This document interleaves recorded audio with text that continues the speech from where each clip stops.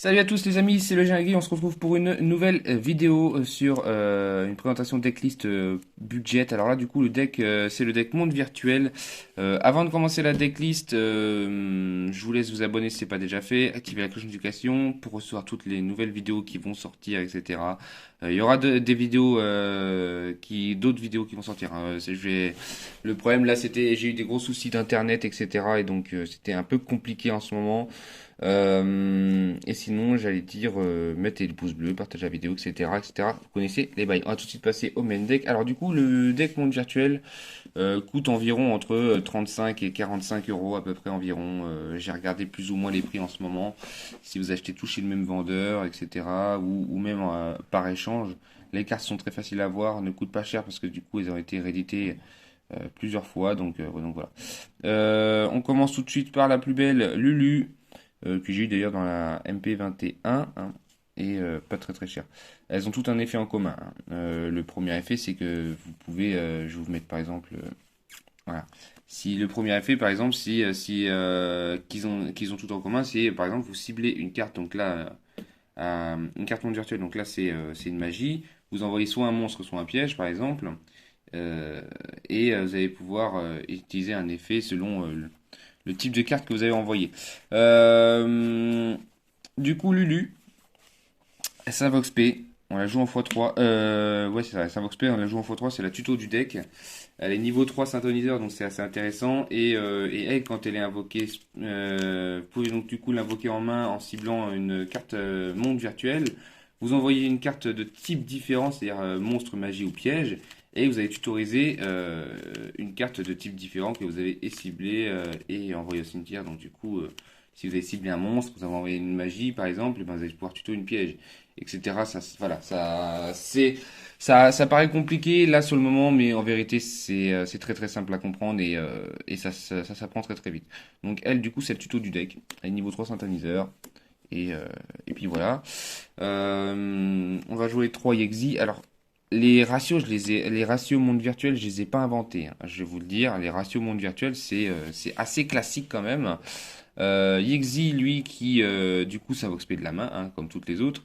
Et son deuxième effet, du coup, c'est quand elle a été invoquée spé, euh, par son propre effet, vous allez pouvoir euh, récupérer une carte monde virtuel du cimetière à la main à la end phase. Je crois que c'est une carte monstre, il faut que je regarde. Faudrait regarder. On va jouer deux hymnes du monde virtuel Nian. Nian, c'est la normale du deck parce elle ne s'invoque pas spé de la main. Par contre, si vous invoquez un niveau 3, n'importe quel niveau 3, si vous avez un monstre niveau 3, vous allez pouvoir du coup l'invoquer spé du cimetière, elle devient synthoniseur, et une fois qu'elle quitte le terrain, elle est bannie. Son deuxième effet, quand elle est bannie, vous allez pouvoir récupérer une carte bannie, qu'elle soit face recto ou face verso, ça change rien. Vous allez récupérer une carte bannie et la remettre dans le deck, ou extra deck du coup.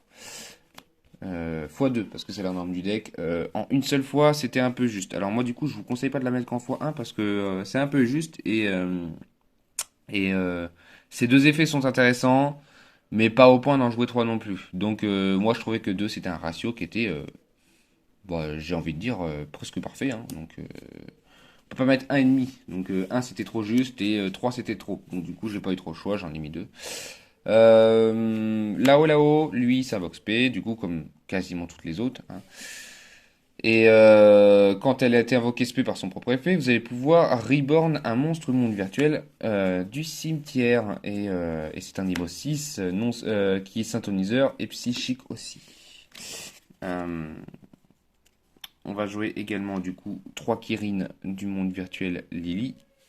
Lily, elle, quand elle invoque SP par son propre effet, vous allez pouvoir renvoyer un autre type de carte que vous avez ciblé et envoyé au cimetière, du deck au cimetière. Donc du coup, ça vous fait, si vous avez ciblé un monstre, vous avez envoyé une magie, vous allez pouvoir envoyer une piège, etc., etc. Vous commencez à comprendre les effets. Vous voyez, c'est très simple à comprendre, hein. Alors, rien que dans la vidéo, en regardant, je suis sûr que vous avez déjà tout compris. Et on joue du coup une auto-hymne monde virtuel Toutou. Alors Toutou, lui, c'est la deuxième norme du deck. Et en même temps, c'est le niveau 6. Donc, c'est-à-dire que on a une norme niveau 3 et une norme niveau 6. Cette norme-là peut être aussi... ça peut être bien comme pas bien. C'est-à-dire qu'en fait, si vous avez des... J'ai envie de vous dire, des mains ingérables, ça n'existe pas dans ce deck-là. Donc, Le truc, c'est que si l'adversaire contrôle plus de monstres que vous, enfin que contrôle des monstres, vous n'en contrôlez aucun, ça peut faire un peu comme un cyber dragon, vous l'invoquez normalement, sans sacrifice du coup. Et si, ou alors si vous contrôlez que des monstres monde virtuels, donc du coup, les mondes virtuels ne vous gênent pas en soi. Et sinon, dans le pire des cas, enfin, vous pouvez tout simplement l'aspect grâce à l'effet de là-haut, une fois qu'elle a été envoyée au cimetière ou quoi que ce soit. Enfin bref, il y a plein de façons de l'invoquer. Donc, et c'est le niveau 6. Elle est intéressante, mais c'est pas la plus intéressante. Je l'ai mis en x1 parce que je trouvais que c'était intéressant d'avoir une niveau 6 en plus. On avait beaucoup de niveau 3, mais pas assez de niveau 6. Et donc, du coup, je l'ai rajouté. 3. Cité du monde virtuel Clownong. Alors, elle, c'est pas compliqué. Quand vous allez l'activer, du coup, vous allez pouvoir activer depuis votre deck directement une carte magie ou piège monde virtuel. Donc, du coup, vous en avez 3 différentes, mis à part la cité. Et selon le nombre de cartes qui sont sur le terrain quand elle est activée, elle se comprend elle-même, hein. Vous allez pouvoir activer un de ses effets. Donc, deux portes, vous allez pouvoir tous vos monstres monde virtuel vont gagner 200 d'attaque. 3 portes, donc une 2 3. Vous allez pouvoir meule 3 cartes du dessus de votre deck. Et, euh, et 4 portes ou plus, vous allez pouvoir euh, invoquer jusqu'à 4 monstres monde virtuels de noms différents depuis l'extra deck. Le troisième effet, j'ai envie de vous dire, je l'ai jamais fait. Mais juste en fait, c'était la carte est intéressante juste pour le fait de pouvoir activer les pièges depuis le deck directement et pouvoir utiliser leurs effets dès le premier tour. Du coup, on va jouer 3 portes du monde virtuel Klinglong. Alors lui, son effet sur le terrain, c'est de pouvoir annuler un effet de monstre adverse. Voilà, tout simplement. Et son effet du cimetière va être de se bannir pour tuto un monstre monde virtuel. Un monstre monde virtuel depuis votre deck. Voilà. Chuche, qu'on va jouer en x2, elle va pouvoir sur le terrain, elle va pouvoir cibler 2 cartes monde virtuelles bannies de noms différents, les remélanger dans le deck et du coup détruire une carte adverse. Et dans le cimetière, elle va pouvoir se bannir pour pouvoir moduler le niveau de 3 d'un de vos monstres. Et porte du monde virtuel Zangu qu'on joue qu'en une seule fois parce que sur le terrain, elle permet de changer la position de combat d'un monstre. Et ça peut être aussi fait pendant la battle phase. Donc c'est pour ça que ça peut vous sauver quelquefois. Même si sur le terrain, on utilise rarement, très très rarement. Et dans le cimetière, par contre, elle permet de se bannir pour reborn un monstre monde virtuel. Ensuite, dans les extenders, on va jouer 2 téléporteurs d'urgence ainsi que un objet de sacrifice inutile. Alors, 3 téléporteurs d'urgence, je voulais pas dépendre de lui, donc du coup j'en ai mis 2 parce que en fait à la précédente banlist elle était à 2. Et là, je trouve que maintenant qu'elle est revenue à 3, je me suis dit, je me suis habitué à 2 et on dépend pas de cette carte. C'est-à-dire qu'à 3, vous dépendez trop des psychiques. L'effet est très fort. L'extend est très très intéressante. Ça permet de pousser des plays très très loin aussi. Mais je trouvais qu'à 2, ça faisait des mains bien meilleures en fait. Et objet de sacrifice inutile, bien sûr, pour toutes les cartes monde virtuel magie, toutes les magies pièges monde virtuel se bannissent du cimetière pour avoir des effets quand même assez utiles, on va dire, quand même. Donc très très utile, objet de sacrifice inutile. 2 pots des désirs, parce que bon, bah, la banlist ne permet d'en jouer que 2, donc on en joue 2. Et le deck joue très très bien avec ses bannis, donc voilà, c'est pas problématique. Et un seul TTT, parce que pareil comme téléporteur d'urgence, en fait la carte est très forte en elle-même, mais là, du coup, c'est par rapport à son effet. Son effet, vraiment, c'est le coup d'activation de la carte. C'est si votre adversaire active un effet de monstre durant votre main phase, activez un de ses effets. Alors, du coup, les 3 effets que vous pouvez activer, un des 3 effets que vous pouvez activer, ils sont tous très forts, les effets, mais c'est la condition d'activation de la carte qui est un peu restrictive, donc du coup j'en joue qu'une seule parce que je voulais pas dépendre de cette carte et vraiment. Bah en fait quand elle sort elle est très très bien, mais en avoir 2 en main j'ai déjà testé et c'est ingérable quoi. 3 fantômes du défunt et fraîcheur lunaire. Alors elle c'est la carte qui va vous faire gagner au time. Elle est niveau 3 et synthoniseur donc du coup SR. Donc, comme la plupart des hand-traps, j'ai envie de vous dire, mais voilà, c'est la carte qui vous fait gagner au time. Je trouvais l'effet intéressant. Vous ciblez un monstre, vous annulez ses effets, et s'il quitte le terrain, ce tour-ci, l'adversaire perd des points d'attaque égaux, il perd des points de vie égaux à son attaque. Donc, voilà, c'est la carte qui vous fait gagner au time, ou alors qui fait faire des fins de tour à l'adversaire pour éviter justement de perdre au time. 3 ogres fantômes et lapin de neige, parce que c'est le meilleur deck qui peut profiter de cette carte, hein, parce que son effet n'est pas que dans la main, c'est aussi sur le terrain. Lorsqu'une carte magie piège ou un effet de monstre activé, vous pouvez défausser cette carte ou envoyer cette carte depuis le terrain au cimetière pour détruire la carte qui a activé son effet. Donc voilà, ça fait pas des annulations d'effets, mais ça permet de gérer certains monstres qui sont casse-couilles ou des magies pièges qui peuvent être casse-couilles aussi. Donc voilà. On va finir sur les monstres par le démon de la vanité, carte très très forte puisque de toute façon ce deck là ne dépend pas de sa norme, donc démon de la vanité hyper fort, vous le sortez T1 à l'adversaire, en général il est très très mal. Il est obligé de vous faire un Dark Roller No More ou un truc dans le genre pour bien vous faire chier. Mais, euh, mais après quand il sort pas c'est un peu chiant quand il sort pas T1, donc moi j'en ai mis qu'un parce qu'en fait le truc, c'est qu'il sert T1, mais aussi il est niveau 6, donc il est intéressant pour les X6 comme pour les synchros, donc de toute façon il sert. Donc voilà. Et on va finir par un appelé par la tombe ainsi que 2 assauts solennels. Alors voilà, j'ai préféré assaut solennel à Inifini éphémère. C'est mon choix, voilà. C'est soit vous pouvez mettre Inifini éphémère. Après moi j'ai préféré assaut solennel puisque je préfère tout faire pour jouer Go premier. Donc la carte en Go premier est super forte. Que Infinity éphémère, c'est plutôt pour les match-up Go second. Donc voilà. On va passer à l'extra deck qui va être assez rapide à présenter. Euh, Merde, excusez-moi. En niveau 9, on va en jouer 3. Le QB du monde virtuel, donc lui, toutes les cartes qui sont envoyées du terrain au cimetière, toutes les cartes qui sont envoyées au cimetière, pardon, sont bannies. Quand il attaque, vous pouvez récupérer une carte qui est bannie et la remettre dans le cimetière. Un dracon méca vermillon, vous bannissez un synthoniseur du cimetière et vous détruisez une carte. Voilà, bon, ça reste quand même très très fort dans le deck. Une fois qu'il est détruit au combat ou par effet de carte, vous pouvez invoquer un des synthoniseurs bannis, que vous avez banni par son effet directement. Donc voilà. Ça reste assez intéressant.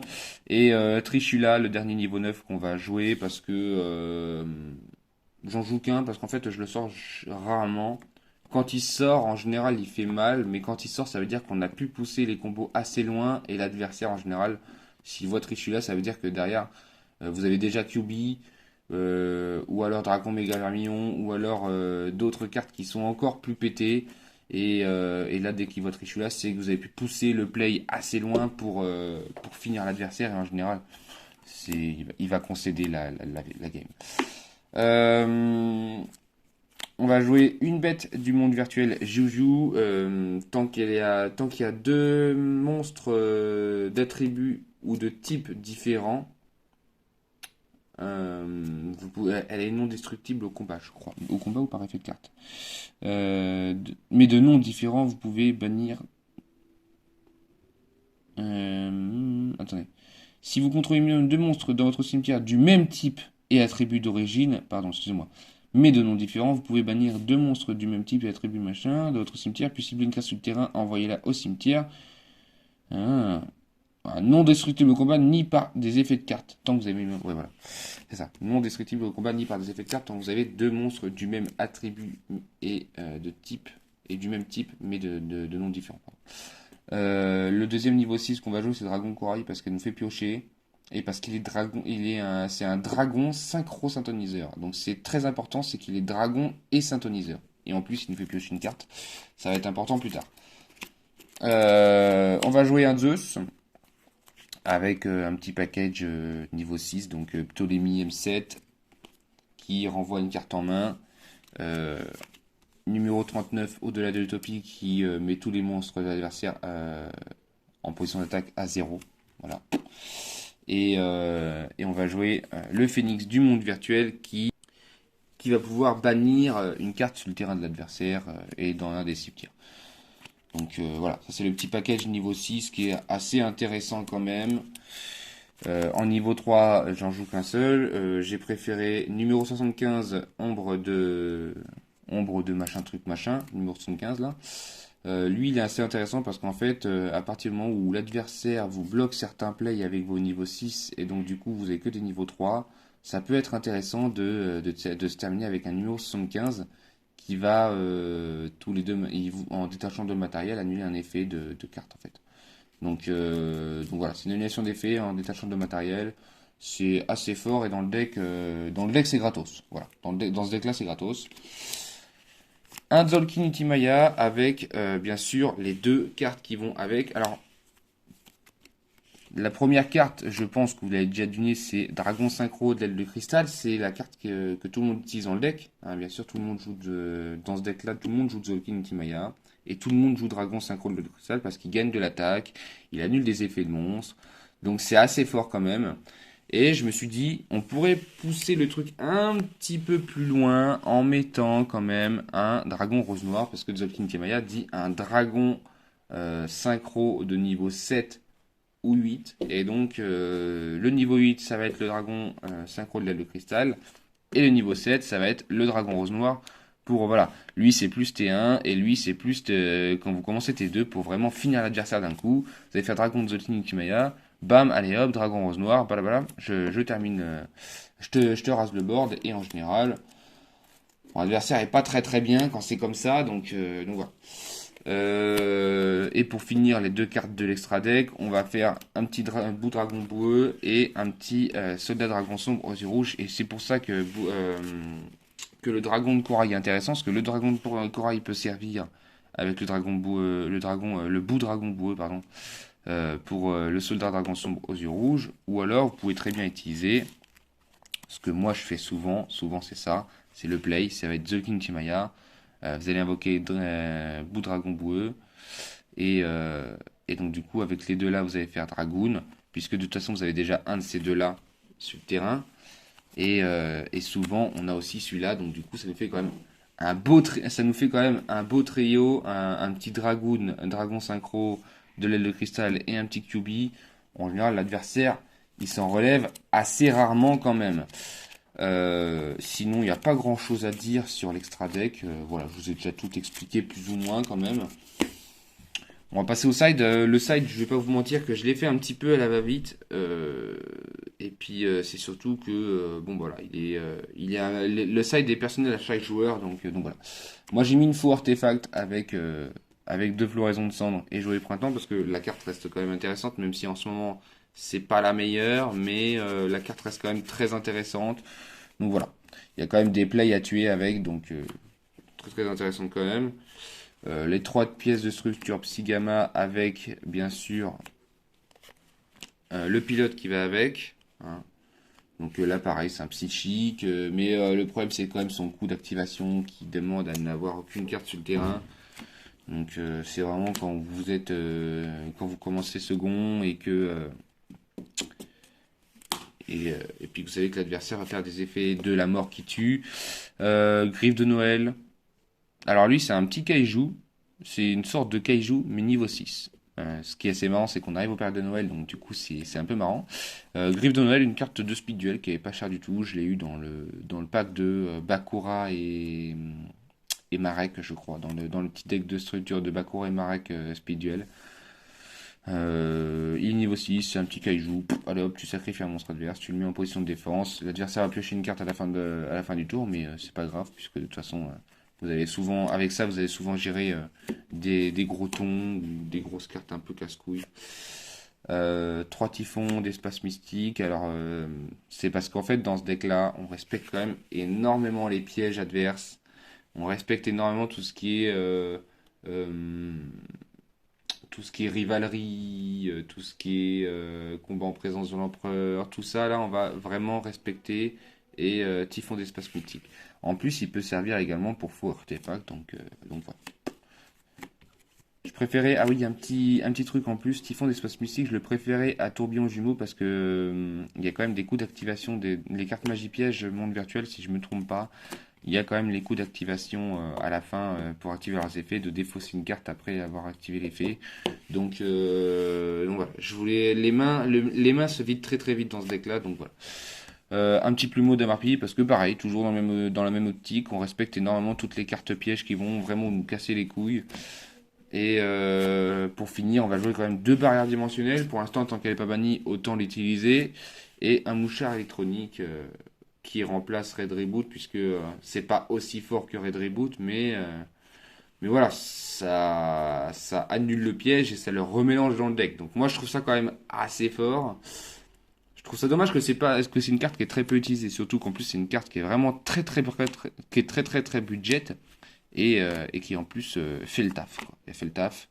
Donc voilà, je sais pas ce que vous en avez pensé de cette decklist là. Vraiment, c'est une decklist pas chère, mis à part les floraisons de cendres qui sont quand même relativement chères.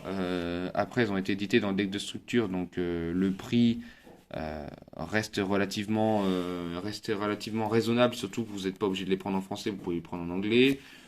Ça coûte pas si cher que ça.